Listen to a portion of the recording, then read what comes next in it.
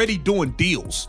Like they're trying to give you a free tire change. They're trying to give you a free car wash and all types of stuff to get out to these games. This is wild. Look at how empty this arena is. Look at how empty it is. The cheapest ticket, $6. The WNBA Finals were supposed to be a showcase of everything women's basketball could be. High drama, elite talent, sold-out arenas, and a crescendo to a historic season. Instead, it became a quiet, uncomfortable reminder that without Caitlin Clark, there is no pulse. When A'ja Wilson and DeWanna Bonner walked into half-empty arenas with tickets selling starting from $6, the realization hit harder than any playoff screen. This wasn't a championship celebration. It was a reminder that without Caitlin Clark, there is no WNBA. I believe y'all don't care. I think y'all care about the drama around it. I do believe that, but I don't think you care about the events itself. And judging by ticket prices, neither does anybody else. What should have been the league's most glamorous moment quickly turned awkward. The camera crews couldn't hide the glaring patches of empty red seats, the echoing dribble of the ball bouncing through silence, and the uneasy faces of players who suddenly understood that the crowd, the noise, the energy, the momentum, had disappeared with Clark and the Fever's exit. WNBA is in a panic right now. The WNBA higher-ups are panicking. They don't know what's going to happen. I already let y'all know. I showed y'all the numbers that they was concerned about the playoff ratings and what they will be for the networks. They're concerned about it already. No Caitlin Clark here to carry everybody. They don't know how these numbers are going to look. Tickets are they're already doing Black Friday sales for playoff tickets. There are teams already doing Black Friday sales. For A'ja Wilson and DeWanna Bonner, it was humiliating. These were supposed to be the self-proclaimed queens of the WNBA, carrying the banner for women's sports. But instead of roaring crowds, they were greeted by polite golf claps and yawning sections of unsold seats. The frustration was visible. During warm-ups, cameras caught A'ja shaking her head, muttering under her breath, "This is the finals?" It wasn't arrogance, it was disbelief. Why do you think the finals is a disaster? Let us know down in the comments below. With DeWanna Bonner, Alyssa Thomas, and the Mercury in the finals against A'ja Wilson and the Aces, will you be locked in watching this series? ? Yes or no? Hit the poll. 4% of brave souls said yes. 96% said hail to the no. Meanwhile, Bonner tried to keep her game face, but post-game interviews told the story. "You work your whole life for this," she said, her voice tight. "You want to feel the energy, the love, the fans, but look around." She wasn't wrong. Even with championship banners hanging overhead, the arena felt hollow. The WNBA's biggest night had the vibe of a preseason scrimmage. If ever there was proof that the Caitlin Clark fans / Fever fans are now the overwhelming majority of the fandom, look at ticket prices for finals games. On paper, this finals matchup had everything. Reigning MVPs, established stars, playoff storylines. But without the Indiana Fever and Caitlin Clark, it all fell flat. The buzz that had carried the league all summer had evaporated overnight. When fans checked Ticketmaster and saw prices dropping to single digits, $6 a seat, it confirmed what everyone already suspected. Nobody cared. So now everyone has to get their numbers on their own. We saw Caitlin Clark bring in a whopping 1.8 million viewers for her first playoff game versus the Connecticut Sun last season. That was more than all of the other playoff games that was played that day combined. More than all of the other playoff games played that day combined. A'ja Wilson, usually the picture of confidence, looked shaken. For years, she's been the face of the WNBA establishment, praised by media and marketed as the league's gold standard. But the harsh truth was unavoidable. Clark's departure from the playoffs exposed just how much of the league's newfound popularity revolved around her. Wilson's finals felt more like a reality check than a reward. Social media roasted the league within minutes. $6? That's not a finals ticket, that's a parking fee, one fan wrote.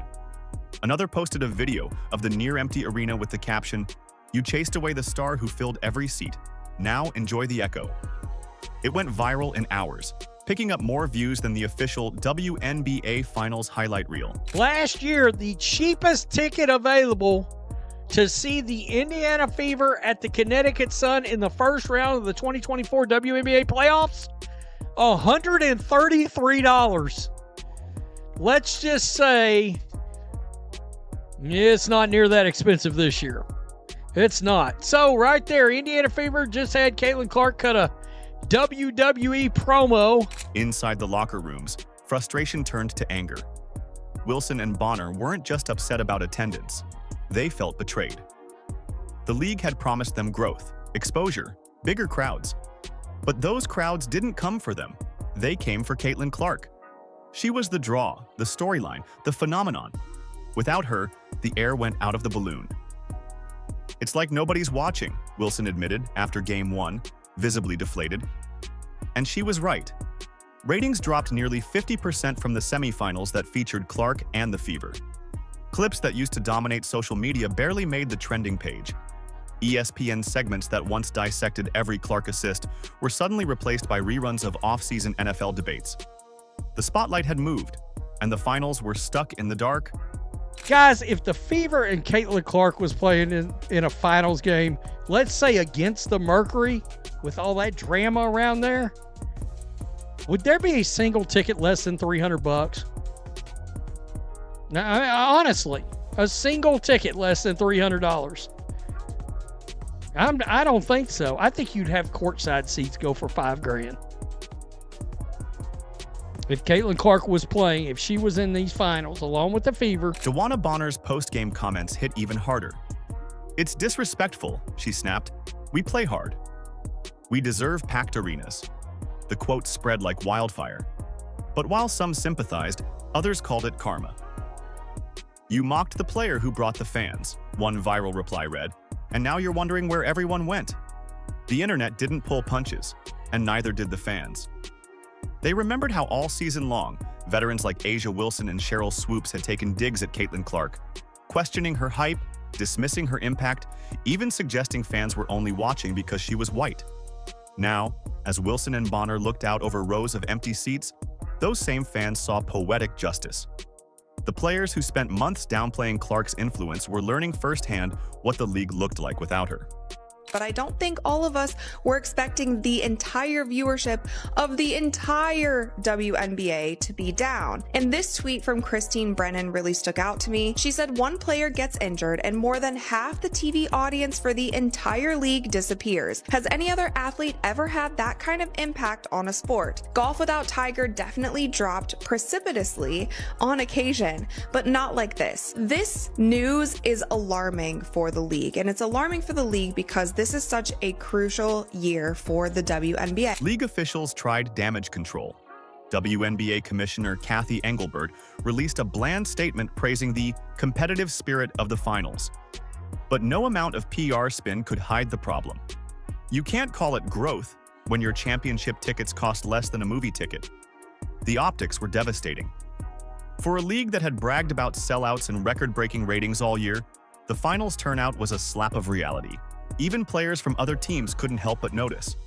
On social media, one anonymous WNBA player reportedly commented, "It's not the finals, it's open practice with nicer uniforms." That line quickly became a meme. Fans piled on, creating a storm of posts comparing Fever games to the finals. One split-screen image showed a packed Gainbridge Fieldhouse during a regular season Fever game next to a near-empty finals arena. The caption read, "You miss her yet?" Behind the scenes, tension brewed. Multiple insiders claimed that both A'ja and Bonner privately vented their anger toward the league's executives for the disastrous marketing rollout. They were furious that media coverage had cooled and blamed Engelbert's office for failing to sustain the momentum Clark had generated. But others in the organization whispered a different truth. The backlash wasn't about marketing. It was about ego. All year long, veterans like Wilson and Bonner, resisted the idea that Caitlin Clark had changed the sport. They framed her popularity as temporary, a media-driven circus that would fade. They told fans to respect the pioneers and pay dues. Now, standing in half-filled arenas, they were living proof that it wasn't just hype. It was a movement, and they weren't the ones leading it.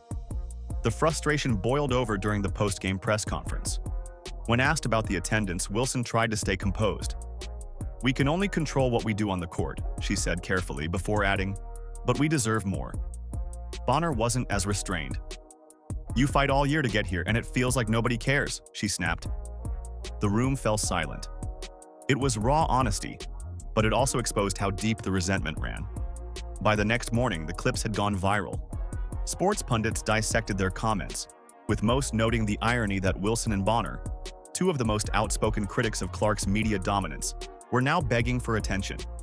Stephen A. Smith even chimed in, saying, "You can't chase away the person who built the house, then complain nobody's visiting."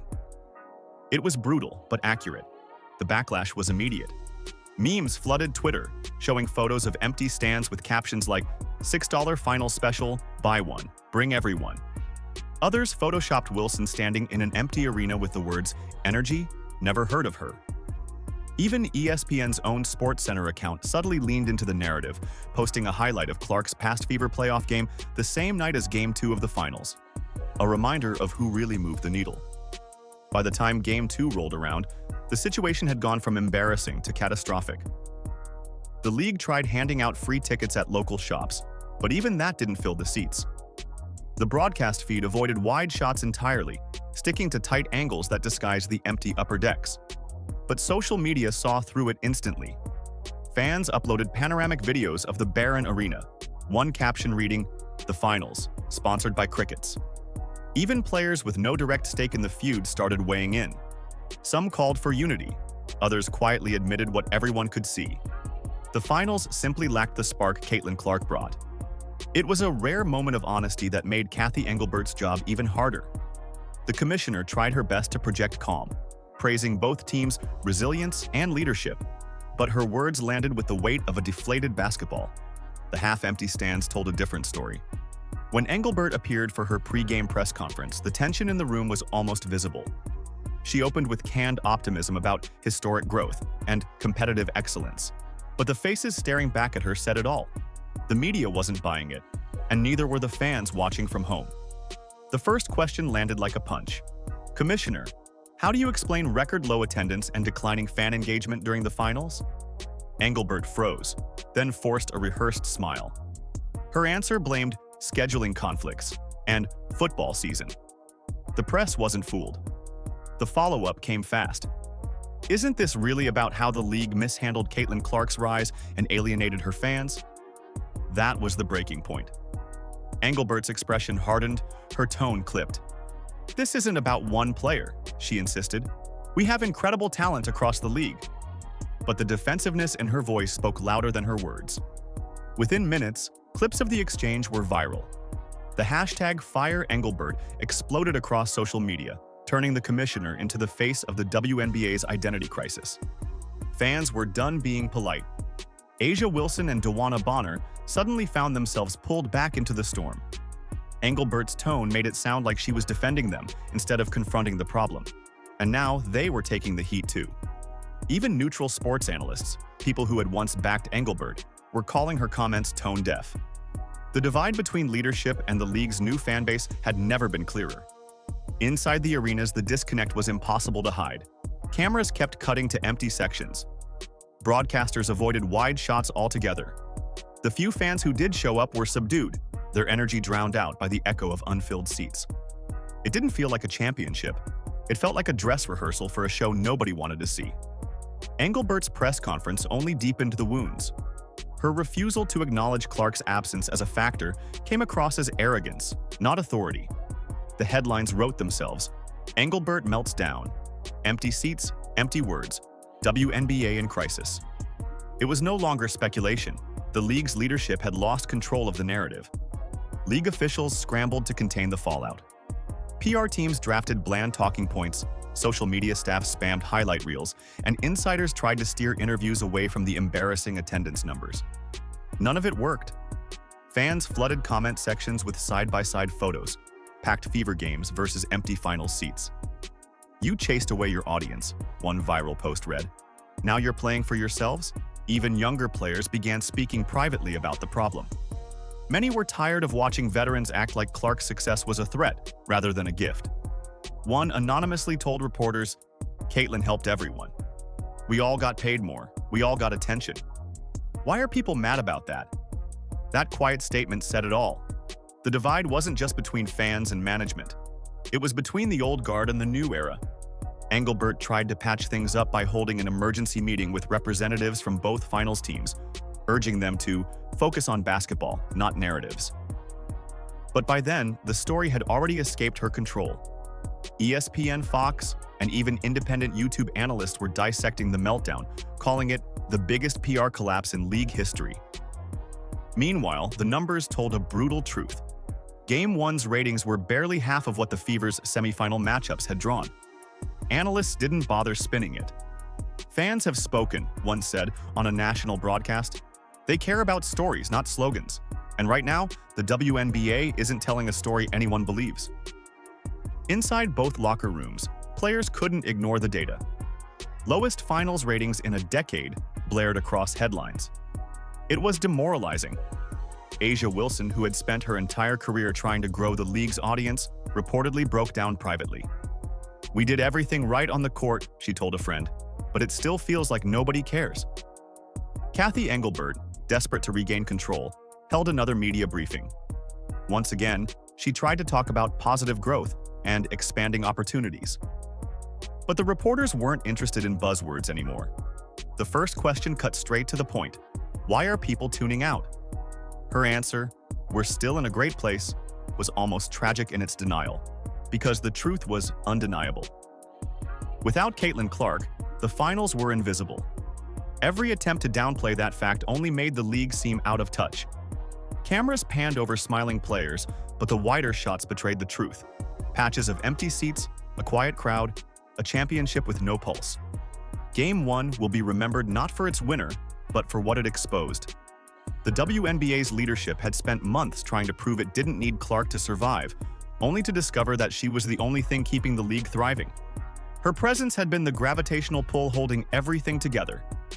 Once she was gone, the orbit collapsed. By the next morning, sports sites were merciless. "Without Caitlin Clark, the WNBA's pulse flatlined," read one headline. Talk shows turned the finals into a case study in mismanagement. "This isn't a basketball problem," a Fox analyst said. "It's an ego problem." Fans agreed. They weren't mad at the players. They were mad at the arrogance that chased their favorite rookie away from the spotlight. On Reddit and X, petitions demanding Engelbert's resignation began circulating, gathering thousands of signatures overnight. "The league forgot who brought us here," one post read. "Now it's paying the price." Sponsors were watching too. Executives from major brands reportedly reached out privately, expressing concern about the optics.